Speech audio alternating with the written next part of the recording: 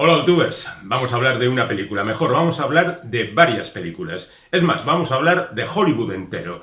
Porque vamos a empezar con Babylon, de Damien Chazelle, y ya aprovecharemos la circunstancia para hablar de otras películas que hablen a su vez de Hollywood. Es verdad que Hollywood no ha tratado demasiado bien a su propia historia, pero la verdad es que hay algunas películas muy representativas y bastante importantes. Quizá no vamos a hablar de todas porque nos llevaría un vídeo de 3 horas, pero en cualquier caso tenemos aquí algunos títulos que deberíais conocer y quizá, quién sabe, quizá disfrutar. Bueno, pero vamos con lo más evidente, lo más cercano, que es Babylon, la nueva película de Damien Chazelle, que es el tipo que hizo La La Land, recordaréis, o Whiplash, la de las baterías. También El primer hombre, que era una película de encargo y que pasó sin pena ni gloria. La verdad es que Chazelle tiene seguidores enfervorecidos y gente que no le soporta. Yo en realidad estaría más cerca de esta segunda selección, pero lo cierto es que Babylon, por diferentes motivos, me ha parecido una película muy interesante. Bueno, ¿qué es lo que cuenta Babylon? Pues cuenta una historia fundamentalmente entre 1926 y 1934, con un epílogo en 1952 que viene a ser una especie de compendio general de lo que trata de contar el director. Y lo que trata de contar el director es su amor por el cine, su homenaje a Hollywood, su dependencia de las imágenes en movimiento y de cómo pues cualquiera que esté en una sala de cine se siente atrapado y arrastrado hasta el mundo que refleja la pantalla de manera inevitable. ¿Cómo lo hace? Pues a lo grande, como es habitual en él. Cosas desmesuradas, extravagantes, terribles. La película empieza con una... Bueno, no es exactamente la primera secuencia, pero digamos que empieza con una bacanal, un gran fiestón de los que dicen que tenían lugar en Hollywood, con elefantes por la sala y con todos los personajes cruzándose, lo cual, por una parte, es una cosa desmesurada, pero por otra también hay que hacerlo, ¿eh? Hay que hacer eso con planos razonablemente largos, con personajes que se van cruzando. Hay que dominar el arte de hacer el cine para que esa secuencia salga bien, y yo creo que sale razonablemente bien. Y luego llega la perla de la corona, que es una segunda secuencia donde se representa un rodaje absolutamente falso, porque ahí sí no se rodaban las películas, pero también tremendamente divertido. ¿Y de qué estamos hablando? ¿De la verdad o del cine? Bueno, pues estamos hablando del cine y está hecho para emocionarnos y para hacernos reír y para hacernos pasar un rato estupendo y verdaderamente desternillante.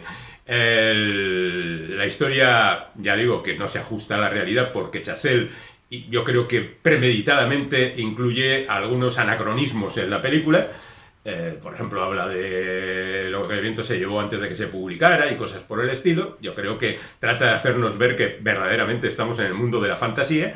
Y bueno, pues la historia está ahí para que la disfrutemos. Y ahí prácticamente se acaba la película. Luego hay algunos momentos también interesantes, pero todavía queda hora y media de película. La película dura 3 horas. Y vamos siguiendo las andanzas de los personajes, fundamentalmente un actor en lo más alto de su popularidad, que interpreta a Brad Pitt, y una actriz una candidata a actriz, Margot Robbie, que trata de alcanzar la fama y la verdad es que tiene dificultades. Al mismo tiempo que un mexicano que trata de triunfar en el mundo del cine, no como actor, sino como, en principio, conseguidor, el tipo al que puedes confiar cualquier misión porque él se va a encargar de hacerlo, ¿no? Y que es un poco el eje vertebrador de toda la película sobre la que se asienta el resto de episodios. Hay después alguna otra fiesta y una parte más o menos descabellada como la de el padre de Margot Robbie, que tiene que pelear con una serpiente y al final acaba peleando ella. Pero después la película se va sumergiendo en un ambiente mucho más tétrico, mucho más oscuro, mucho más histérico, si se me permite, con alguna secuencia, como la protagonizada por Tobey Maguire, que la verdad es que no me extraña que no hayan nominado a los Oscar a la película, porque a la clase media ese tipo de secuencias no les gustan. Y en consecuencia, pues yo creo que ese es el punto en el que alguien dijo, a esta no la vamos a nominar. Y luego ya termina, digamos, la película y hay un epílogo donde ese personaje mexicano entra en el cine y, como si estuviéramos en Cinema Paradiso, va viendo imágenes del cine, se emociona, llora y bueno, pues lo que nos pasa a todos en el cine. Es decir, que si tuviera que darle una nota, yo le daría un 7,5. Y destacaría algunas secuencias que están estupendamente rodadas. Y luego tiene otros momentos de bajonazo que la verdad acaba un poquito con el entusiasmo. Pero en cualquier caso es una película que merece la pena. A mí me parece la mejor que ha hecho Chazelle de las que he visto, porque tiene alguna anterior que desconozco. Y lo cierto es que me ha gustado razonablemente. Lo cual nos lleva a las películas sobre Hollywood. Un rápido repaso, por ejemplo, empezando con el clásico, El crepúsculo de los dioses, Sunset Boulevard, de Billy Wilder, que cuenta la historia de Norma Desmond, aquella actriz que había triunfado en el cine mudo y que después se había quedado colgado de aquella época. El virtuosismo de Wilder, el encanto de Gloria Swanson y de Erich von Stroheim, la servidumbre y el amor al cine, y ese personaje interpretado por William Holden que vendría a ser el descreído y que paga su descreimiento desde la primera imagen de la película en que aparece muerto. Una historia contada por un muerto que también hay que tenerlo en cuenta. Hablando de un poquito más tarde, tenemos que hablar cronológicamente de la historia de Hollywood. A mí la película que me parece fascinante es Barton Fink, de los hermanos Coen, que hablan del tipo que ha triunfado en el teatro y que es llamado por Hollywood para que le haga guiones de películas de boxeo. Bueno, espero que conozcáis la película porque es difícil de contarla, porque tiene dos historias. Por una parte, esa visión del Hollywood implacable y terrible, con ese productor que le importa un pimiento lo que pasa, porque él va a la suya y tiene que conseguir lo que pretende. Y por otra parte, esa historia fantástica del hotel donde se refugia el personaje protagonista y donde entre el vecino John Goodman, que le asusta mucho, y el resto de personajes que se relacionan con él, el interpretado por Judy Davis, por ejemplo, por ahí aparece una mezcla de Scott Fitzgerald y de Faulkner, que bebe mucho y este tipo de cosas, está repleto de referencias y es una película misteriosa que te deja con el final diciendo, Dios mío, ¿qué es lo que ha pasado aquí? Por cierto, los hermanos Coen tienen otra película que a mí me parece muy interesante y que pasó totalmente desapercibida, que es Hail César, que también reproduce algunos rodajes curiosos y tiene algún número musical, como el protagonizado por Channing Tatum, que la verdad tiene su gracia, pero es verdad que es una película mucho más irregular y que no sabemos muy bien dónde acaba dejándonos. Por otra parte, creo que había que hablar de El Ed Wood, de Tim Burton, que es una de esas películas que también demuestra el amor al cine, sobre todo por un director que es un auténtico desastre y que es considerado el peor cineasta de la historia, haciendo aquellas películas fantásticas con platillos volantes sujetos de cualquier manera y sobre todo con esa magnífica interpretación de Martin Landau haciendo de Bela Lugosi, que también es una declaración de amor a aquellos tiempos. Bueno, después de eso, y recreando también en tiempo razonablemente reciente el pasado, tenemos El aviador, de Martin Scorsese, donde en torno a la figura de Howard Hughes se monta pues un aparato extraordinario de fiestas, festejos y demás jolgorios de los que tenían lugar en Hollywood, con apariciones de actores y actrices actuales interpretando a los de entonces. Pues por allí aparecen Katharine Hepburn o Ava Gardner y son interpretadas, por ejemplo, en este caso por Cate Blanchett y Kate Beckinsale, pero aparecen otros muchos más interpretando a gente famosa. La película se queda un poco corta, también es justo reconocerla, para la habilidad que suele tener el increíble Martin Scorsese, pero también da un rato de satisfacciones y nos permite salir del cine diciendo, ¡ay caramba! ¿Quién hubiera vivido en aquel entonces y hubiera podido ir a aquellas fiestas? Seguimos enseguida. Podría parecer que las películas sobre Hollywood las han hecho fundamentalmente los estadounidenses, pero eso no es totalmente cierto. Hay un ejemplo que a mí me parece representativo, que es Good Morning Babilonia, de los hermanos Taviani, de Paolo y Vittorio Taviani, que habían hecho Padre Padrone, que habían hecho La Noche de San Lorenzo, que habían hecho tantas películas impresionantes que verdaderamente nos habían dejado fascinados. Es verdad que no todas sus películas son súper grandes, pero algunas de ellas lo son. Y esta, de alguna manera, lo es. Es verdad que se queda un poquito a medio camino, pero lo cierto es que el propósito era tremendo. Cuenta la historia de dos italianos que llegan a Hollywood para trabajar en la famosa película de Griffith, Intolerancia, en la parte de Babilonia y todo eso.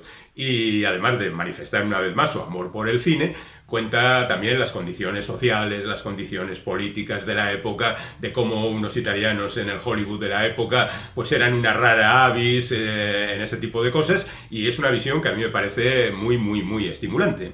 Bueno, volvemos otra vez a los estadounidenses, en este caso a Preston Sturges, para hablaros de Los viajes de Sullivan, que cuenta la historia de un cineasta que en la época de la Gran Depresión, él tiene fama y ha hecho películas muy famosas, y decide hacer una película sobre los desfavorecidos, sobre la gente afectada. Quería hacer una especie de las uvas de la ira, por poner un ejemplo característico, ¿no? Bueno, pues él dice que en realidad no sabe nada de esa gente y abandona los palacios y se va a las cabañas para hablar justamente con ellos.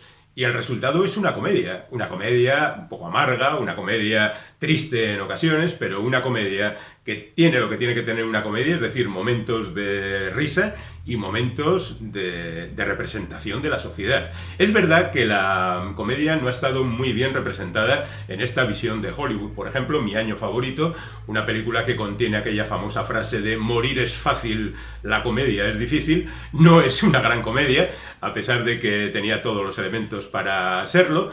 O Nickelodeon, la película de Bogdanovich, que es también un homenaje al cine silencioso, pues se pierde un poquito por las ramas y acaba yéndose a lugares que no sabemos muy bien dónde están. Pero bueno, hablando de comedias, también podríamos incluir ahí El artista, que es una película hecha por Michel Hazanavicius, con Jean Dujardin como protagonista, que es una película muda, es una película de aventuras, es una película que utiliza las formas del cine mudo estadounidense, pero que está hecha en la década de los 10, en el 2014 creo. Bueno, en cualquier caso, es una película que se agradece por lo que tiene también de ese tipo de homenaje y de, bueno, de sentirte bien llevado a esos territorios, ¿no? Luego hay una película muy reciente que es Mank, que en realidad se ha visto solo a través de plataformas, que es una especie de reconocimiento del guionista. Se refiere a Herman Mankiewicz, el hermano de Joseph Leo Mankiewicz, que fue uno de los, junto con Orson Welles, uno de los guionistas de Ciudadano Kane.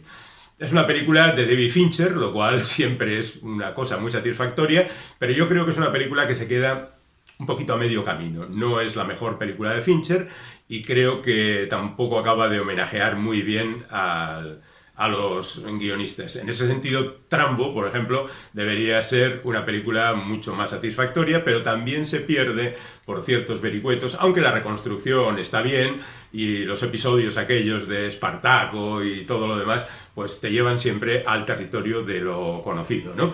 Y digamos también que hay otra película que es la máxima representación de la traslación literaria al cine, porque está basada en una de las pocas novelas que se han hecho sobre el mundo de Hollywood, que es Como plaga de langosta, que tuvo su traslación cinematográfica en 1975, pero que también se quedó a medio gas. A mí me gustan más, por ejemplo, las películas de Vincente Minnelli sobre el tema, Cautivos del mal y 2 semanas en otra ciudad. La primera la hizo en el año 54 y cuenta la historia de un productor de cine, bueno, productor, director, hacelo todo, pues una especie de reflejo del tipo que hizo Lo que el viento se llevó, que al final despedía a los directores y hacía lo que quería, a través de las visiones de la gente que trabajó con él, a través de una actriz súper famosa, a través de un director, a través de un guionista, a través de un productor, que les junta otra vez para ver si podían hacer algo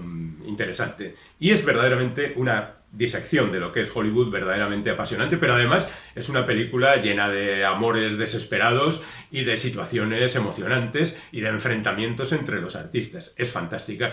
8 años más tarde, con el mismo actor protagonista, Kirk Douglas hizo 2 semanas en otra ciudad, que es una película un poco más flojita, pero que también representa el espíritu de la época, las coproducciones en Europa por parte de los estadounidenses, en fin, todo este tipo de cosas que, bueno, pues ahí quedan para la historia. Cantando bajo la lluvia es una película sobre Hollywood. Es verdad que hablábamos antes de las comedias, se centra en otros aspectos y no viene a representar, digamos, socialmente lo que significa, pero bueno, ahí lo dejamos. Lo mismo que fue de Baby Jane, que en realidad habla de lo mismo que hablaba El crepúsculo de los dioses, es decir, de la mujer que fue lo más de lo más y que pasado el tiempo se ve encerrada con su hermana en una situación de histeria verdaderamente increíble. Hay otra película que pretendía ser el todo Hollywood, como es El juego de Hollywood, que se tituló aquí, The Player en el original, una película de Robert Altman protagonizada por Tim Robbins y con un montón de gente haciendo de sí misma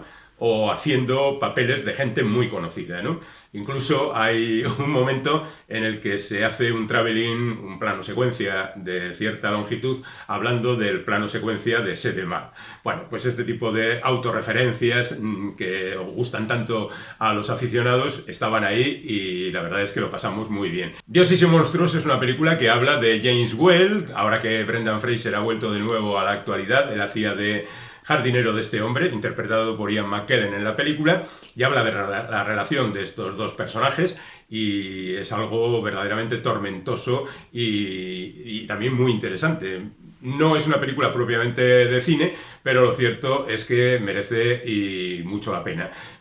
Por otra parte, podíamos hablar de cosas como Tropic Thunder, que es una película donde se recrea un rodaje en un territorio cuando menos peligroso y está orientado fundamentalmente a hacernos reír porque Ben Stiller es el director y uno de los protagonistas, está Robert Downey Jr., aunque al final se los merienda todo Tom Cruise con ese papel absolutamente desencajado y pasado de vueltas que nos presenta en esta película. Tenemos a Quentin Tarantino, por supuesto, haciendo aquello de Érase una vez en Hollywood, saltándose la historia real, pero también con un homenaje claro a los personajes que hacen las películas y que a mí pues me devolvió la confianza en Tarantino después de Los odiosos 8, que me había dejado un poco frío, y a mí me parece que Érase una vez en Hollywood es una película muy interesante. Tenemos Hollywoodland, que es una recreación del caso de Joe Reeves. Joe Reeves es el tipo que interpretó a Superman en los primitivos seriales y que murió de manera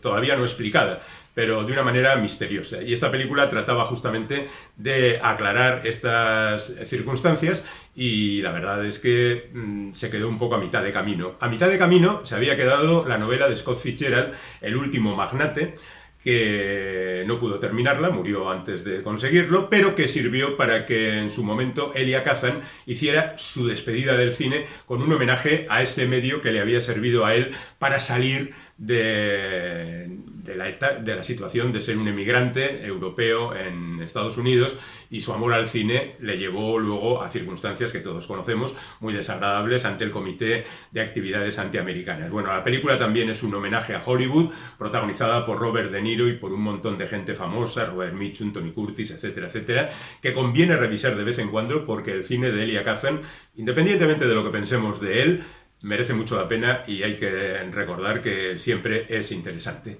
Lo dejamos aquí, porque podríamos seguir durante todo el día, pero la verdad es que sería colmar vuestra paciencia, así que terminamos nuestro repaso al cine sobre Hollywood con la recomendación, una vez más, de que si podéis, os acerquéis como mínimo a ver Babylon, a ver qué es lo que os parece.